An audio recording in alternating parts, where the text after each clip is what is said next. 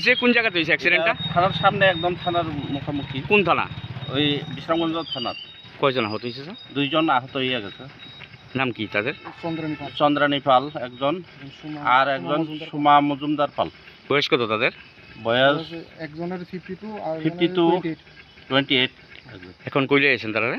তারা আনছে Bishramganj primary health সেন্টারে। এখন কি হয়েছে? কতজন আহত হয়েছে? এখন আমরা একটা খবর পেলাম যে বিশ্রামগঞ্জ থানার সামনে একটা অ্যাক্সিডেন্ট হয়েছে। একটা গাড়ি এসে আরেকটা গাড়িকে ধাক্কা মেরেছে, হওয়াতে 2 জন খুব ইনজুর্ড হয়েছে। এজনের মধ্যে একজনের নাম হচ্ছে চন্দ্রানী পাল, আর আরেকজনের নাম হচ্ছে সোমা মজুমদার পাল।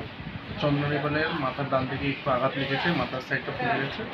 তো আমরা পেশেন্টকে জিবিতে সিটি স্ক্যানের জন্য রেফার করেছি। 2 জনকেই? সোমা 2 জনকেই। আর সোমা মজুমদার পালের ডান হাতে মনে হয় ফ্র্যাকচার হয়েছে আর বাম পাতে ফ্র্যাকচার হয়েছে। তো এই অবস্থায় আমরা 2 জনকেই রেফার করেছি। এখানে আরেকজন ছিলেন, এখানে কি নাম, ওনার নাম হচ্ছে মিস্টার দিকি প্রসাদ। ওনার জিভে একটু কেটে গেছে। তো এটাতে ওনাতে আমরা মাইনর একটা চিকিৎসা দিয়ে ওষুধ লিখে ওনাকে রেফার লাগিয়ে ওনাকে যদি প্রেসক্রিপশন করে দেওয়া হচ্ছে।